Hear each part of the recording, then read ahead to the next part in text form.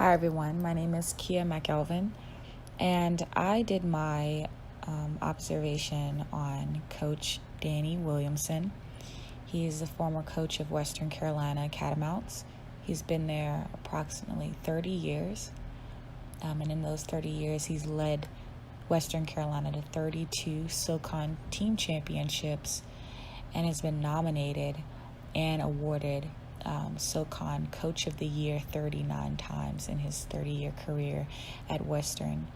Currently, Mr. Danny Williamson is the head track and field and cross-country coach here at LR, and I've been able to be a part of that organization and a part of that team and a part of his leadership.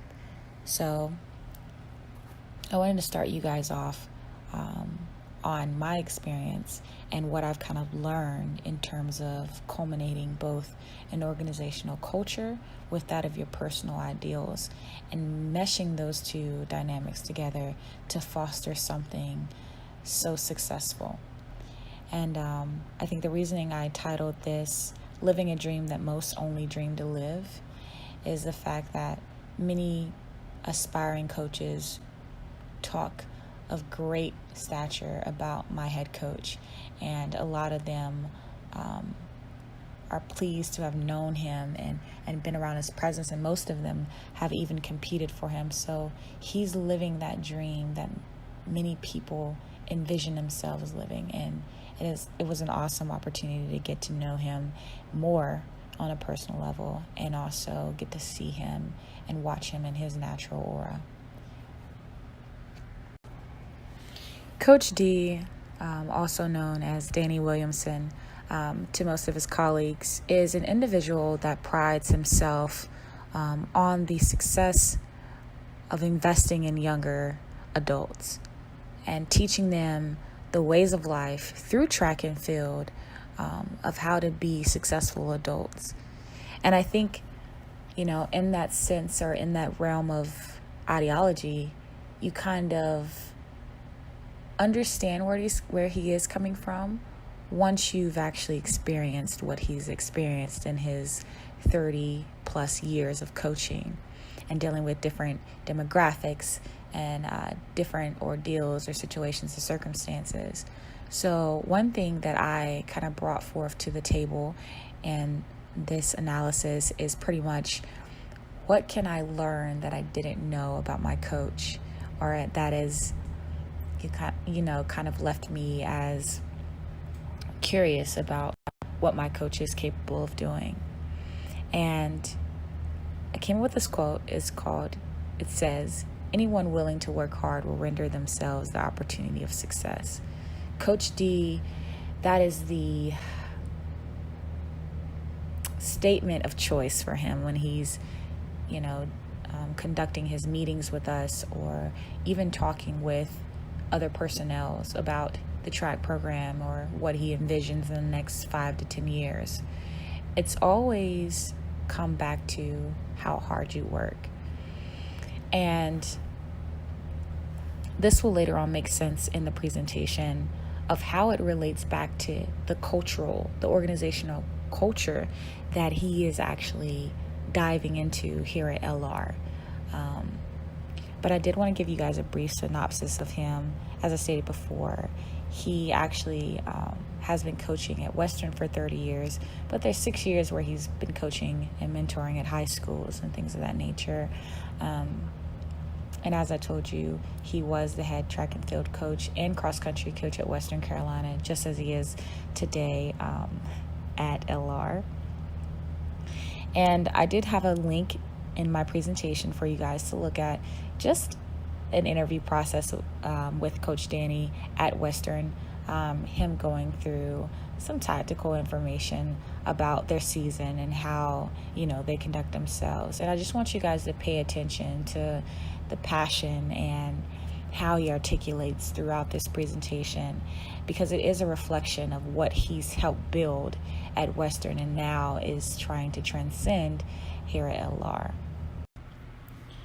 It's a team effort is probably the most reiterated quote that Coach D uses every time, whether it's in a meeting, whether it's on a personal basis with an athlete, whether it's talking to his subordinates, or whether it's even talking to his other counterparts. He believes in a team effort. It's never individualized. To me, and relating it back to our subject of study, Coach D is one of those charismatic and also democratic leaders that takes heed of other people's insights and tries to, comprise something that is in accordance to how everyone feels in some instance.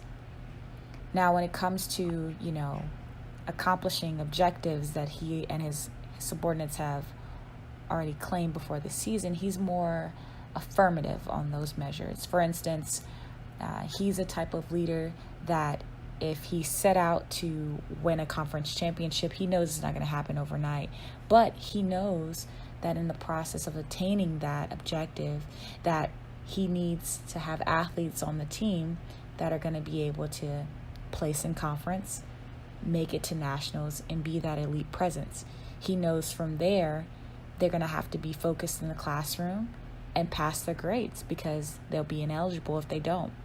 He knows from that standpoint that his communication level has to be acute to that of the professor and the students, and also the coaches that are in those specific categories, such as the throws coach, distance coach, sprints coach, hurdle coach, and things of that nature. So it all cultivates itself back to a full cycle of how this organizational culture started and how he assimilates to it now.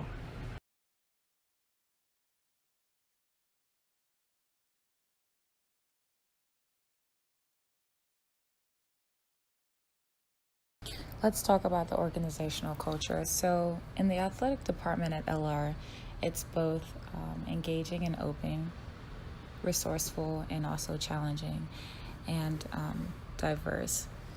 When following Coach D throughout the job shadowing experience, I kind of got a direct connection with the challenges that he's had to overcome in order to make sure his program was on the straight and narrow, and also reflected kind of his wishes in terms of completing the objectives he had.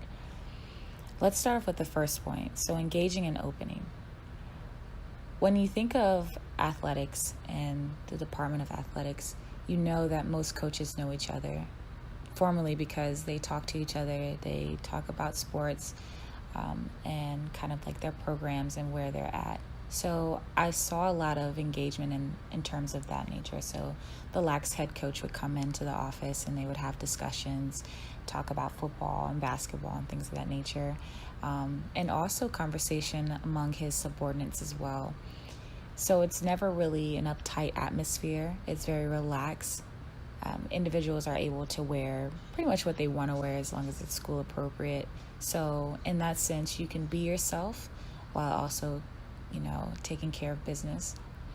When I talk about challenging, one aspect that I seen was Coach D trying to take the culture that he had at Western and implement that here at LR. And there was almost like a culture clash because those dynamics are different. So the way that D1 athletes are coached and pretty much structured is vastly different than that of D2 athletes. And the focal point of the AD here, Ms. Kate, is pretty much to make sure that athletes are academically sound. I mean, they're good athletically, but we want them to acquire a quality education first. So for Coach D, he understands that dynamic, but it was also challenging for him to discipline and kind of advocate for his objective in terms of success because of the guidelines and the strict restrictions on what he could and could not do. And that was something that he had a hard time adjusting to. So I think that's one challenging area that has surfaced throughout our job shadowing experience that I felt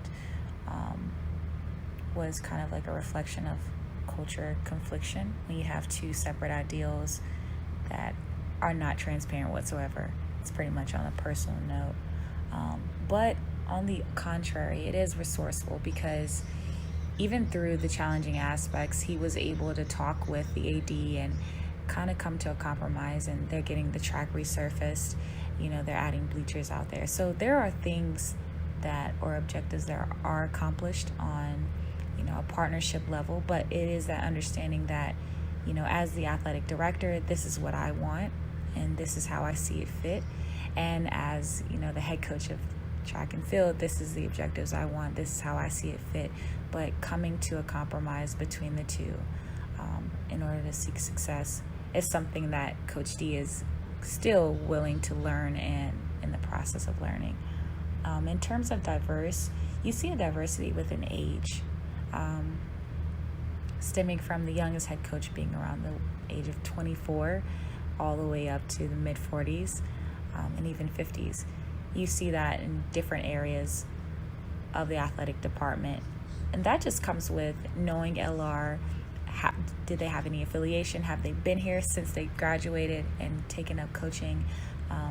But even in that atmosphere, you see a mixture of traditional and modern cultures pushing and shaping the way we view LR as an institution. So I thought that was a pretty cool experience, day in and day out, of watching him interact with other coaches and other personnel around campus. So let's talk about it, guys. When we think of cultural environments within our workplace, we kind of wonder, what made that culture exist. And it goes back to the founders or those who created the establishment. As we can reiterate from our book in chapter 11, when we talk about organizational growth, maturity, and decline, the cycle of a culture stems from that of its leadership. So initially, the founders create the establishment and they have their ideals, their norms, their morals, and their objectives. And then when they are retired or passing on the traits to that of someone else, you'll see the culture start to shift and start to moderate itself. And that's kind of what we see in the athletic department at LR, with the AD being new. She kind of shifts towards a culture that surrounds itself around academic success rather than solely athletic success. And for that, it's putting accountability on all coaches and athletes as well to be, adamant and affirmative in the classroom. That's one thing that I perceived as well in my observation. Coach D has weekly academic meetings with students who are performing below the 2.6 standard, and he encourages them to do tutoring. He talks to them to find out what their situation is about. And so with that given principle, we can go into understanding kind of how his organization works when we're talking about artifacts, assumptions, and values. To begin with, I want to talk about the artifacts that I kind of researched and asked Coach D about when he's conducting pretty much his day-to-day schedule. So for him, the artifact that he used the most was pretty much the student handbook or the school handbook to understand rules and regulations and how LR functioned, because it was vastly different from that of Western Carolina.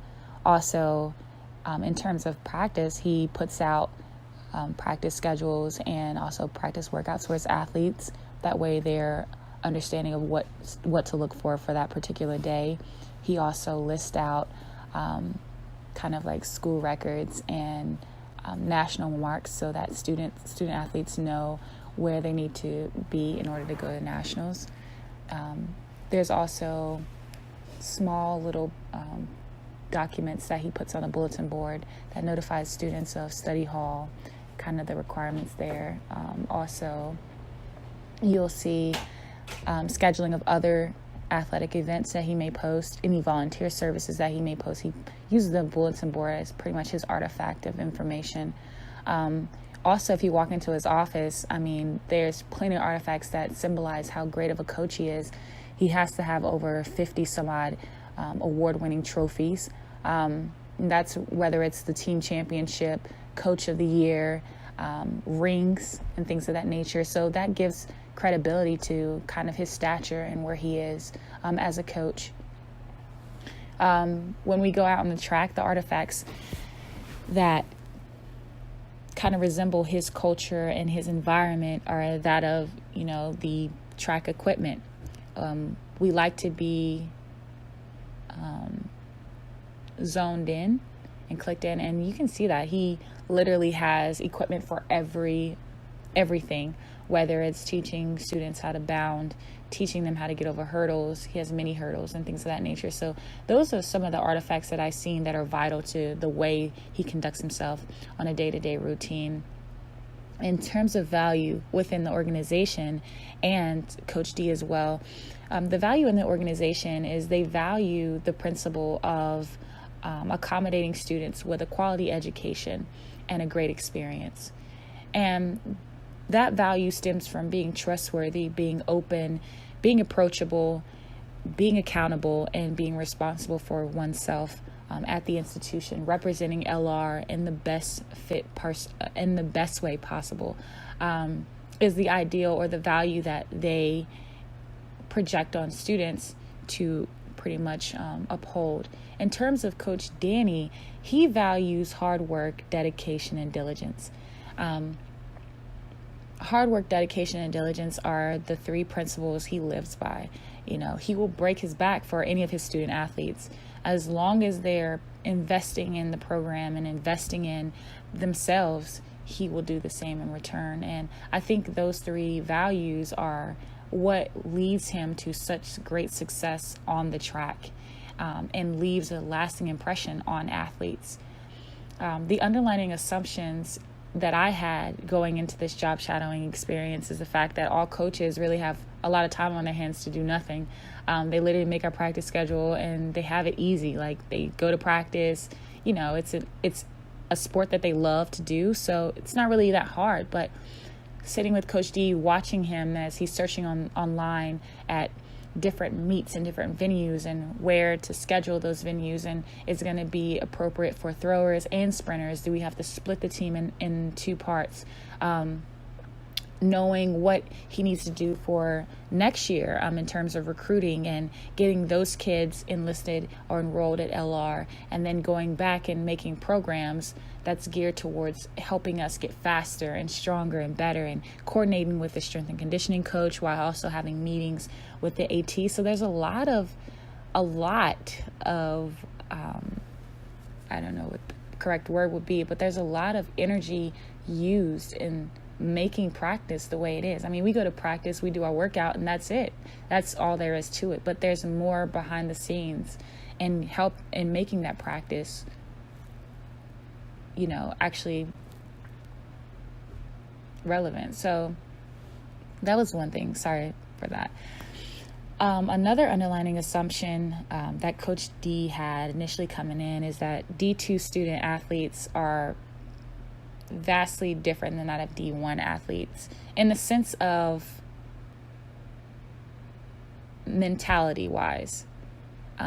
Here at LR, it's a different atmosphere, it's a different challenge. Students are, competitive, but they don't have that hungry competitiveness that he saw at Western and some of the other institutions that he's coached and worked with, and different athletes he's worked with. So that was an underlying assumption that he had, but it had to be broken because he did experience athletes that were willing to go to the ends to help their team, win a championship and be the best elite athlete that they can possibly be. So I think as he continues to make his imprint in this institution and he continues to evolve, he will be able to kind of cultivate that organizational culture to resemble a reflection of himself as well. And I think those artifacts that he uses on a daily basis, the values that is embodied within himself and the organization, and the assumptions that he has, they all are modifications as to how he plans or how he will execute, his position in the future. So just a continuation of artifacts, values, and assumptions. In our book, we know that, these components are a manifestation of kind of what makes up an organizational culture. And a lot of times our assumptions are unconscious thoughts that we may have regarding a situation or an organization that kind of position us to view that particular organization or situation in our own personal bias. Values and beliefs, I feel they do stem from an organizational structure. I mean, there are values and beliefs that we abide by at LR because they are brought to us and asked to be abided by. But I feel like, during this job shadowing experience, that values and beliefs also stem majority from your personal morale and your personal approach on life. For Coach D, he's an adamant affirmative type of leader. He gets in your face. He lets you know how it is. He's straightforward. There's no sugarcoating anything. And for a lot of student athletes, that was a shocker.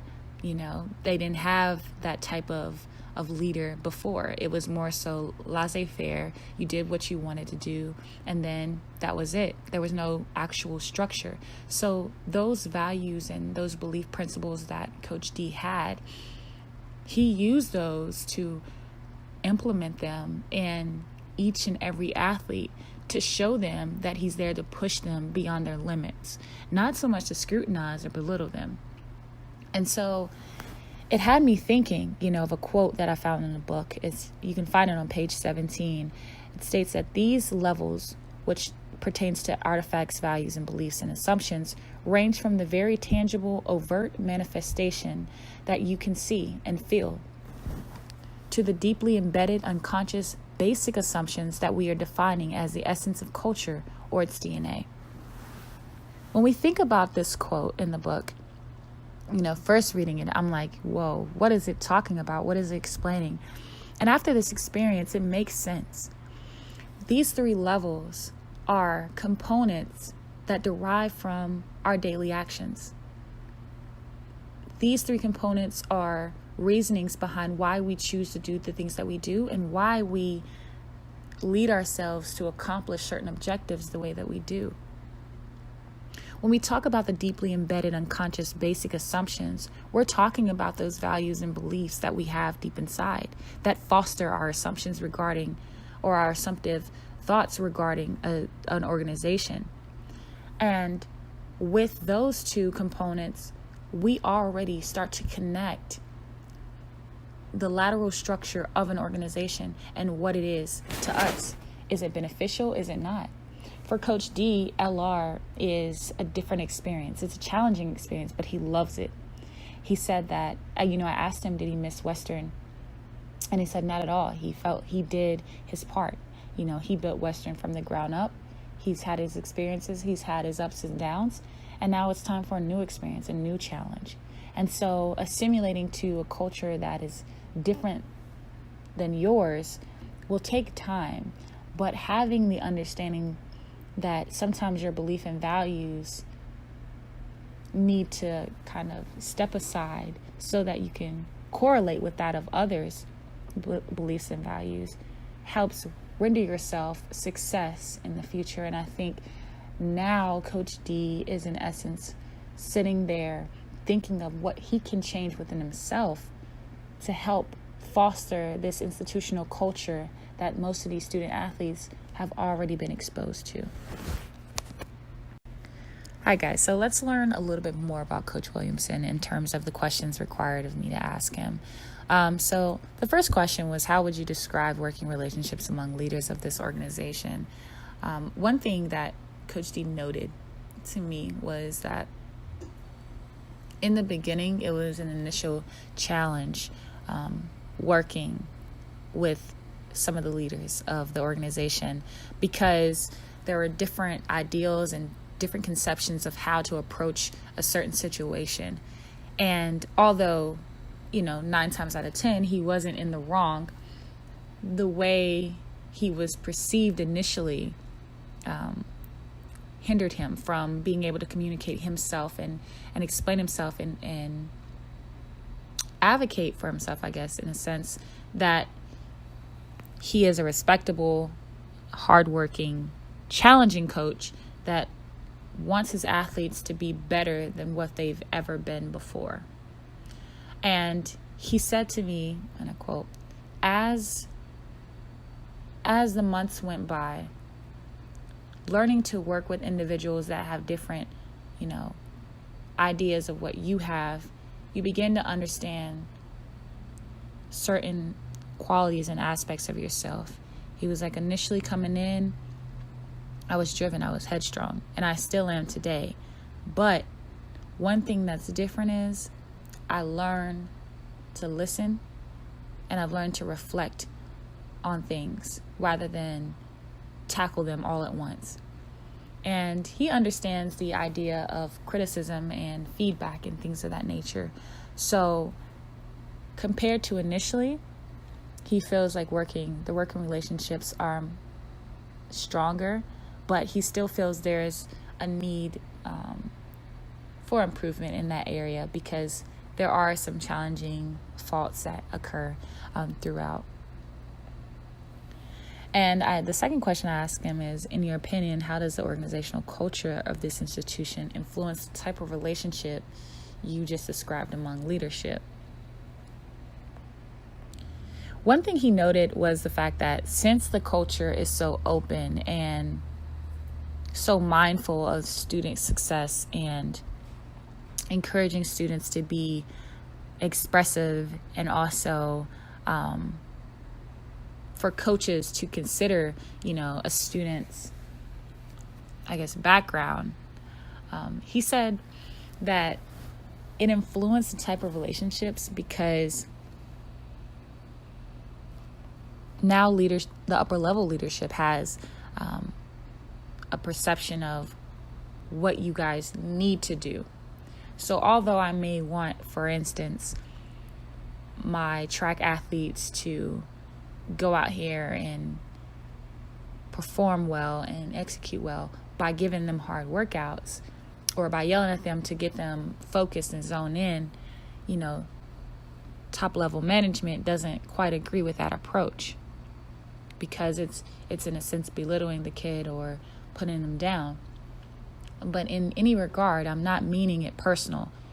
In that moment, it's getting them to refocus and drive themselves.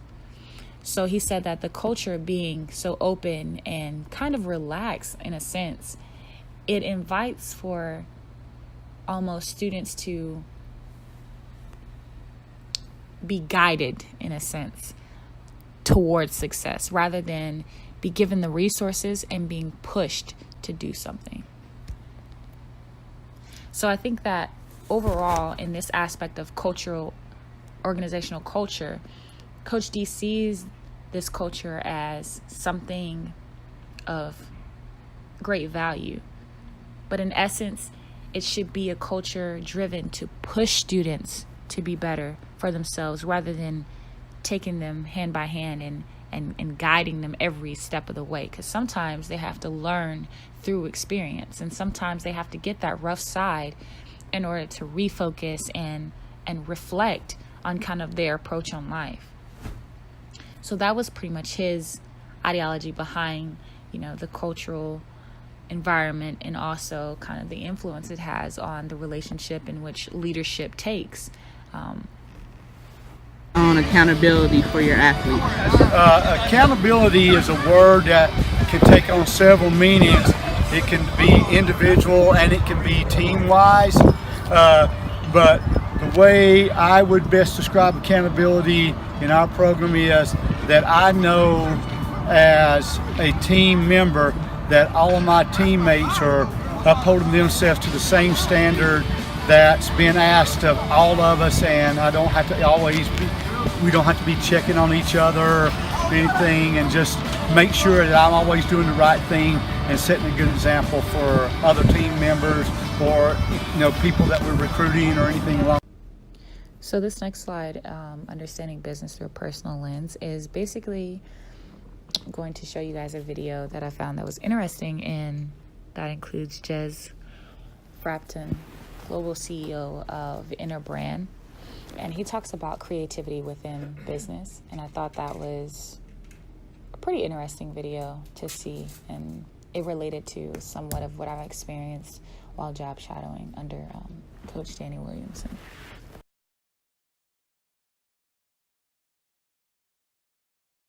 Three cultural norms that Coach D talked about during our brief conversation was that of being cooperative, being accountable, and being on time.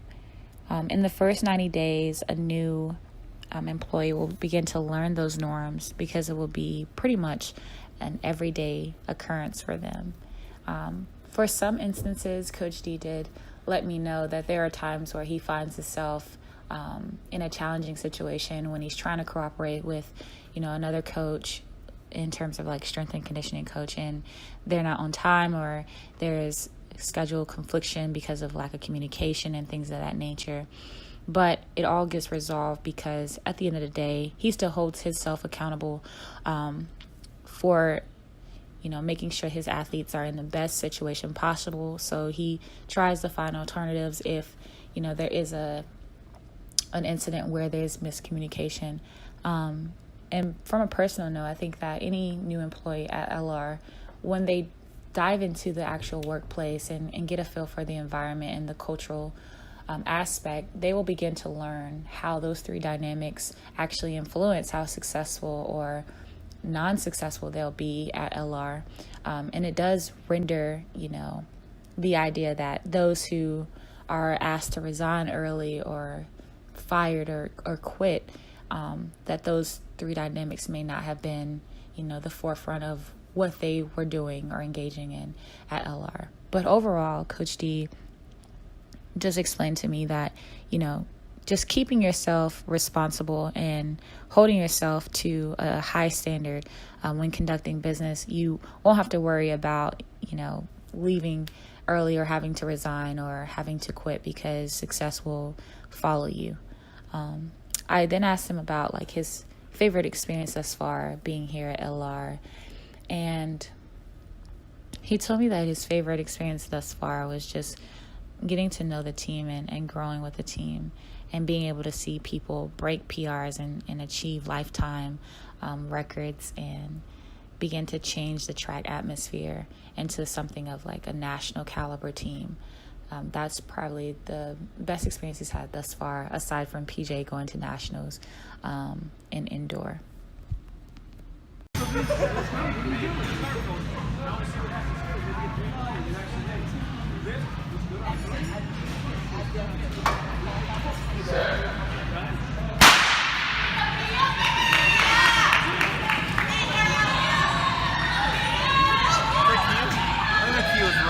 Yeah.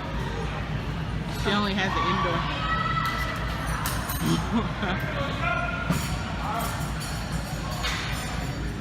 Move, Kia!